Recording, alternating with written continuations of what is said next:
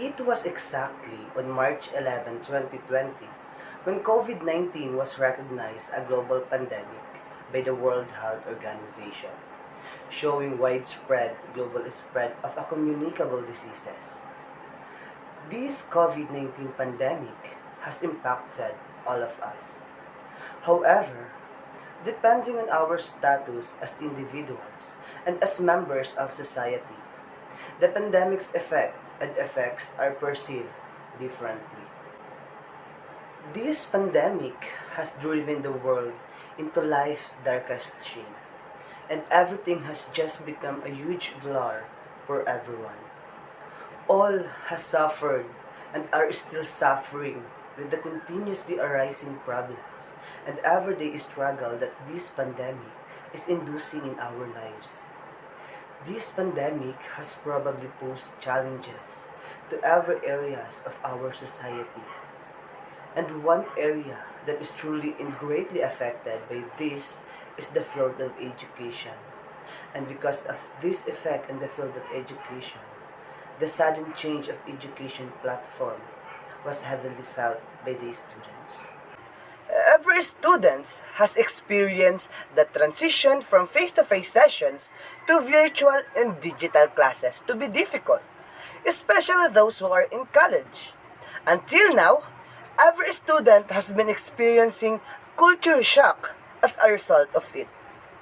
And one of the most affected health core of the students in this situation is their mental health. Students in today's mode of education are challenged mentally in surviving the hardship they are experiencing. And coping up with this transition of face-to-face classes into digital education is never easy, especially this time of pandemic. So here are some survival tips to assist you recover from the culture shock caused by the abrupt change in education platform. First is creating your workspace. Creating your workspace that is not intended for other leisure time will help you finish your school requirements mentally focused. This will allow you to work peacefully out of interruptions. Second, manage yourself a study schedule. Creating work schedule will help you manage your time, especially on loaded times. Scheduling time for your schoolwork at home will help you finish your school requirements accordingly and will eliminate distractions. Next is get ahead on deadlines.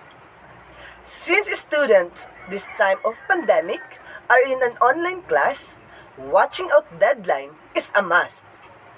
Having a calendar of deadlines will benefit you from submitting your outputs ahead of deadlines. Next is asking assistance. Online class has taught every student to do a self-study. However, there are lessons that are beyond the capacity of the students, and the need for assistance should be done. Never hesitate asking assistance from your teacher, friends, classmates, and family members. This will also help you retain a relationship between you and your friends, family, members, teachers, and classmates. Also, eat real lunch and stay hydrated.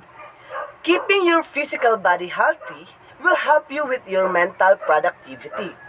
Never exhaust yourself from eating unnutritious food.